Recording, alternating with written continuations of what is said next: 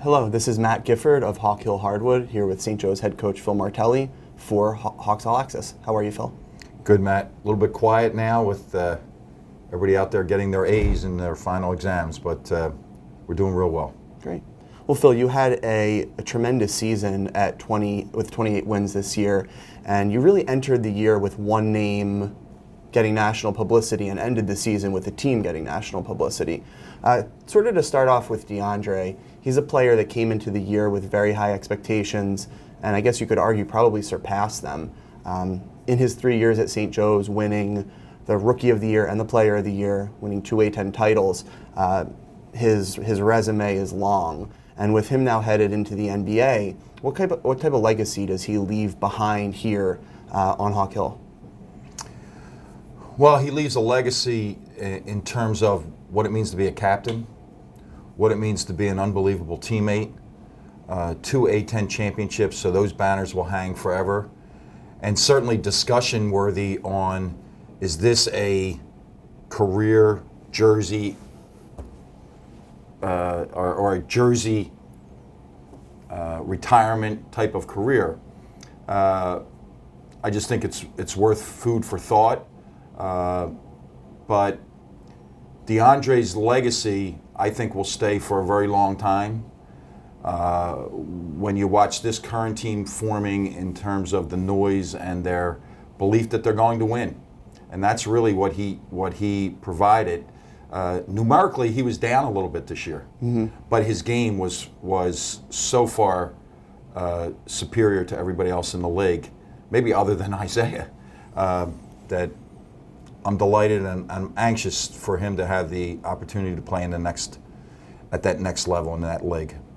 And kind of piggybacking off that, with DeAndre's success this year and him being also the type of player that he was, that was electric, do you notice as you are going out and you're talking to high school players and other people, is there an awareness about DeAndre and kind of what he brought here and how special he was that stretches beyond just this campus? You know what's interesting about that, Matt? It's our team. Our team got noticed. And at our banquet, I talked about people like Phil Knight, Big John Thompson, Dick Vitale, Tom Izzo, people that saw games and would say, I really liked your team. Not for the results, but for the way they played and the joy that came through. I've been fighting that forever. I just want our guys to play with this joy. It's not a burden. And when you watch young players even now, they play with this kind of frown or scowl, and you're like, I don't quite get it. We didn't have that player 1 through player 16. But it's not so much DeAndre. And when you go back to a guy that was nationally acclaimed like Jameer, a lot of that was Jameer and Delonte, and I watched them. And with this group, it's the team that gets mentioned more than the individual DeAndre. Okay. I think that'll change if he falls in the NBA draft where we think he's going to fall, where we hope that he falls. I think that will change, but it's our team that got noticed by parents, by players, and by the people that are important to them. Okay. So obviously DeAndre came into the year as the big name, but the breakout player in the conference was Isaiah Miles. And kind of looking back at his career, going from just over 2 points a game as a freshman to 3 points as a sophomore, and not really getting a lot of minutes, and just watching him, not necessarily seeing those flashes, to this year at over 18 points a game, hitting a game-winning shot in the NCAA tournament. For lack of a better way to phrase this, how? How did he develop the way that he did? You know, in the 2 April recruiting weekends, that's what I was asked. I was asked by almost every Atlantic 10 coach. How? How did it happen? What did I think was? And I really think it goes back a year to this time of the year when Isaiah came in and said, "What do you think? What can I achieve?" And I didn't put it all together, but he really wanted to be all league. And I issued the challenge to say, be the most improved player. If you're the most improved player in this league, and we are as good as I think we can be, then you'll get the other attentions. You'll get the attention in the city, you'll get the attention in the league. I think the biggest thing for people that are looking for things to do this summer, if you put a game in from Isaiah's junior year, there was no emotion. He played kind of almost mechanically. Okay. He averaged double figures. He did. That's not bad. It's not bad to average double figures. But this year, right from August, September, the people that came to watch practice, I know you came to watch practice, he played with a smile. Like an enthusiasm. And his head was up, and he was excited. And I'm just delighted. And I have to brag about him. He is going to the NBA Combine. I think that's a wonderful achievement. They will play at the NBA Combine on Thursday and Friday. On Friday night in Chicago, Isaiah is getting on a plane. He's coming to Philadelphia. He's going to get here at 1 in the morning. I'm going to be on the same plane because I'm going out to watch those guys on Friday. On Saturday, he wants to go through graduation. That's a win. The championships are great. Right. The awards are great. But I want everybody out there to celebrate the fact Aaron Brown's a graduate. Isaiah Miles is a graduate. Chris Wilson is a graduate. They've taken this opportunity. And for him to want to come back and to delay his NBA physicals, which he has to go through. That'll be over the weekend? That'll be over the weekend. Okay. He's getting back on a plane at about 6 o'clock Saturday night to go back for Sunday. That's extraordinary. Well, I didn't know any of that. So the follow-up question I had with that can now not just be basketball-wise, but person and academically. Obviously, Isaiah is someone that you can use with the younger guys here, just showing in terms of perseverance and in terms of how to go about being a college basketball player and a Hawk. Is that even something that you need to articulate, or did he lead by example for the younger guys, for the Chris Clovers and the freshmen and the sophomores? No, he didn't do it in a boisterous manner, but he is one that will be used. He'll be used forever because 700 kids transfer. So Isaiah Miles, without the home, without the family background that he had, he's out of here freshman year. But I go back to Pat Carroll and Delonte West. They would have been out of here in today's world. Like, I have to go, and you're holding me back, and things like that. It's an extraordinary family. It's to be celebrated. And what I've said to him is that he left his mark, not in points scored, not in a future Hall of Fame at St. Joseph's basketball, not that he left his mark because those younger guys who sat in that room, the Chris Clover is a perfect example. And you can feel sorry for yourself. You can blame somebody else. Or you can get to work, but it's really, isn't it a work of joy? Like you're enjoying the opportunity to see how good you can be. Okay. He's going to, both of those guys, DeAndre and Isaiah, because of the way they went about this, they're going to be a mark for a very long time around this program. Okay. So you lose isn't the right word. You graduate this year, Isaiah. You also have Papa Now and DeAndre and Aaron Brown all gone after this year. So it's 3 starters and a key bench player, which I'm sure you're aware of. You bring in a handful of freshmen next year, and also Chris Clover, who you talked about, and Markel Lodge.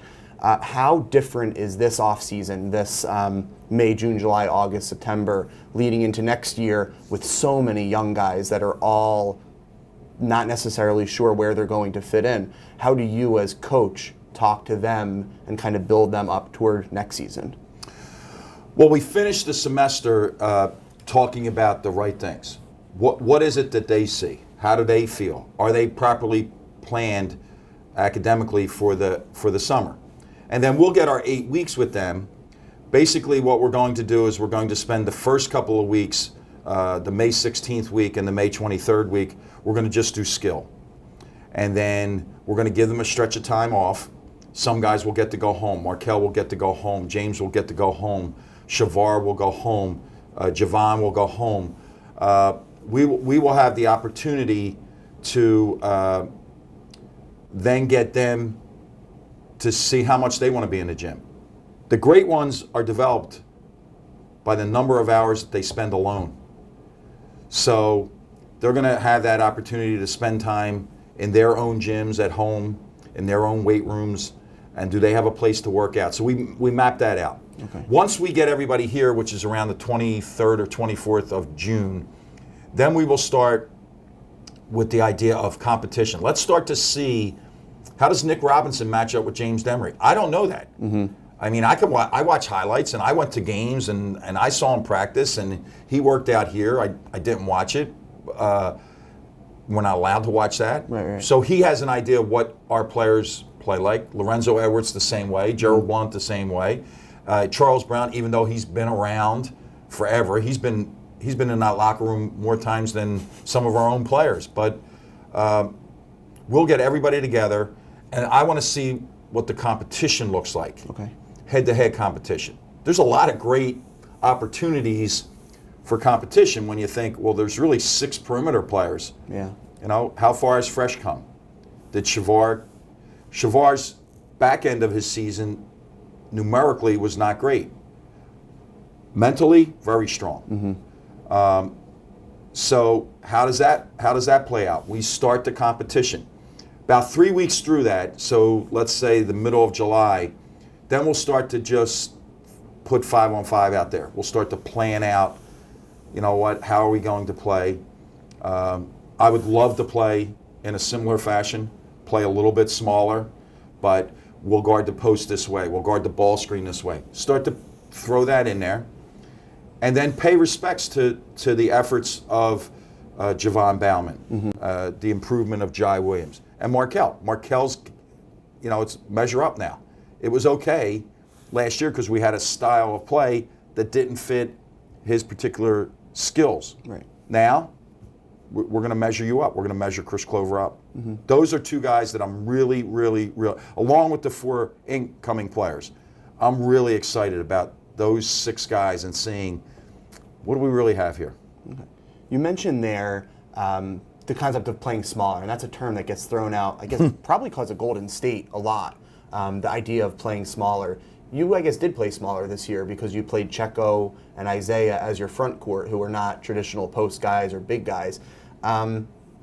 Is that something that you thought about going into this year, like stylistically, or was it just the personnel that you had?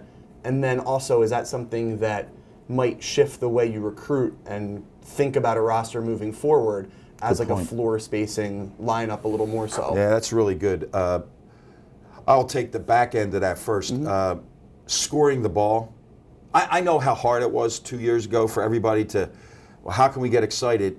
Because everybody came into Hagan Arena or turned on their television to watch a game and thought, I wonder if we can get to 60 tonight. Mm-hmm. It's hard. It's hard to coach like that. It's hard to play like that. It's hard to prepare like that. It's hard to do scouting report like that. So this year, I say this tongue in cheek, I don't want to get attacked on this, but 28 wins is really remarkable. Mm-hmm. But I also sit here, Matt, with you and say, we lost 2 games this year where we scored 90 points. Who would have bet that? Davidson yeah. and St. Bonaventure, right? Mm-hmm. So raise your hand if you thought that was a possibility. So it was a comfortable way to play. It was challenging because we had to think about challenging the post. Mm-hmm. And really, we got hurt in the last 8 minutes, VCU here, mm-hmm. when they kind of went to a vertical game. They went right down the floor with Mo. And we couldn't get the right help. So, but that was, it really was. It was an exciting way to prepare. Mm-hmm. It was a great way to practice. And to kind of keep mixing in a little bit of Javon here and there and testing out early in the season, Markel. So the idea came about because we sat at this table as the coaches and said, we have to score. What gives us the best chance to score?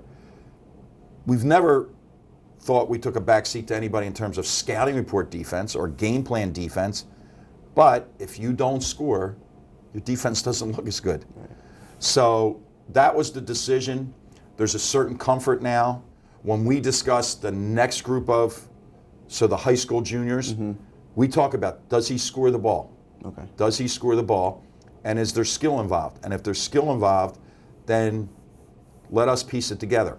Selling that has been a little bit more difficult, Matt, Really? than people would think, because kids don't want to play in the lane. Got it. So some of the bigger kids on our list in the next group will say, well, am I going to be able to get away from the basket? And I point to a kid like Halil. Mm-hmm. Halil was really that player that played, he could play physical in the lane, but on offense he was skillful enough to be away from the basket. That would be a prototype now that we would want in the program. Okay. And then my final question for you, Phil, involves the on-court success you've had the last handful of years here, and kind of how to bottle that moving forward.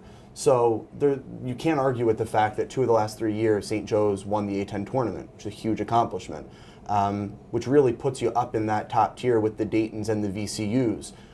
As coach of the program, how do you personally, and how does the university move forward and keep up with a VCU who's built this huge brand new practice facility, with a Dayton with that fan base? You have some challenges, some different things here. So what type of things do you think are needed to move the program forward, and how do you as coach go about conveying that and doing that? And those conversations are going in, and I'm going to say this, it starts with the president, and he is all in. He has stated that he's all in. He wants to be all in. Everybody enjoys the successes. But we can't spend time and pat ourselves on the back and say, we did it. No, this was accomplished. We have rings, we have nets, we have memories that will stay with us forever. I would like to now focus in on 2 really specific areas. Student-athlete well-being. Mm-hmm. How do we take care of these guys? Rest and recovery. How are we feeding them? How are we traveling? And if that's the measuring stick, the top of the league, because the results are now in. Okay, we were top of the league 2 of the last 3 years. So student-athlete well-being. Do we study? Are we catching up? Or do we take the lead? So any areas that people can think of is the practice facility, the players' lounge, how they travel, academic support. Not that we're lacking in those areas, but we're smack dead in the middle. Right. But on the court, we were at the top. So let's get to the top in student-athlete well-being. And I would say the enhancement of their experience, the student-athlete experience. And then the third thing it would be, to me, would be what is the visual sign to everybody? We have passionate supporters in this program, of this program. What's the visible sign when they walk in to Hagan Arena, when they get a piece of correspondence from the program, from the athletic department? Let's not be afraid to get on top of the buildings and shout, we've won this league 2 of 3, and we want that, and we're striving for that. And then that's the focus. We study these programs. We've been challenged to to study these programs and to present. Here's some areas. They're not frivolous. But here's the question: student-athlete well-being, student-athlete enhancement, and then I think the third thing is to rally our passionate fan base to say, get your heads up, stick your chest out, and we're not defending a championship. We have those championships to celebrate. All right. Well, you heard him. That's St. Joe's head coach Phil Martelli. Thank you for watching, and go Hawks.